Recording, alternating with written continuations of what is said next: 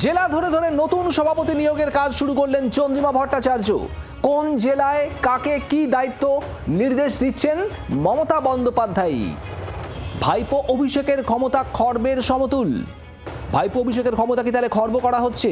তার কারণ যাবতীয় নির্দেশ দিচ্ছেন মমতা বন্দ্যোপাধ্যায়। খোকাবাবু নন, তৃণমূলের সংগঠনে শেষ কথা মমতাই। সব জায়গাতেই নয়া মুখ আনার ভাবনা মমতা বন্দ্যোপাধ্যায়ের। সমস্ত কমিটি ভেঙে দেওয়া হয়েছিল এর আগে।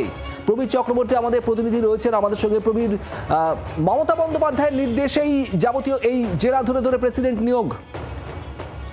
দেখো, নির্বাচনের বিপর্যয়ের পর রাজ্য জুড়ে সমস্ত কমিটি ভেঙে দিয়েছিলেন তৃণমূল নেত্রী মমতা বন্দ্যোপাধ্যায়।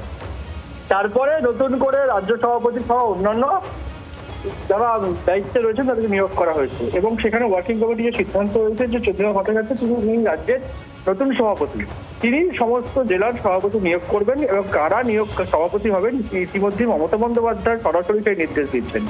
যেটা এর আগে দেখা যেত যে ক্যামাকস্ট্রিট থেকে অভিষেক বন্দ্যোপাধ্যায় বেশিরভাগ তিনি সভাপতি কে হবেন, মানে কে দায়িত্বে থাকবেন তিনি ঠিক করছেন। এখন দেখা যাচ্ছে ওয়ার্কিং কমিটির বৈঠকে মমতা বন্দ্যোপাধ্যায় সিদ্ধান্ত নিয়েছেন এবং সেগুলো চন্দ্রিমা ভট্টাচার্যকে দিয়েছেন ইমপ্লিমেন্ট করতে।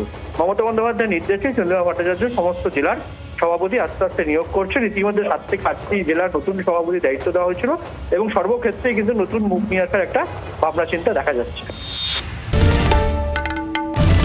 বাংলার আওয়াজ, বাঙালির আবেগ, জি 24 ঘন্টা।